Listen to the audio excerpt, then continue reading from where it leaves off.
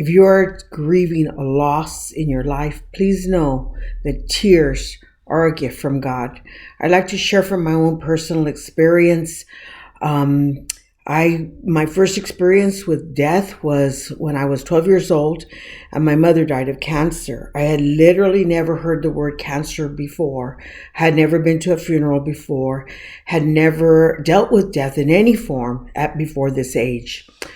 I remember when my mom died that everybody told me, be brave, because my dad was already going through a lot. He had been sick. So I thought that's what I was supposed to do. She died on a Wednesday, and the very next day I got dressed and to go to school. Because I thought that's what I was supposed to do. At her funeral, I remember I forced myself not to cry. My eyes were filled with tears, but I would not allow a single tear to run down my face because that's what I thought I was supposed to do. Be brave. That's what everybody told me. But at night, when I was alone at night, I would just weep and weep and weep. And I couldn't talk about her. Because I knew that if I talked about her in public, I would just break down and cry.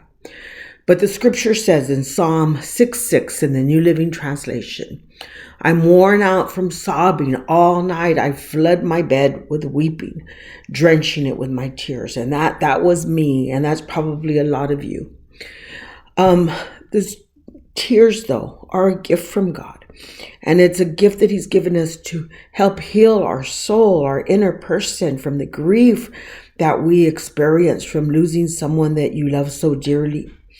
In the Old Testament, the Israelites used to use a little bottle and they would catch their tears in there.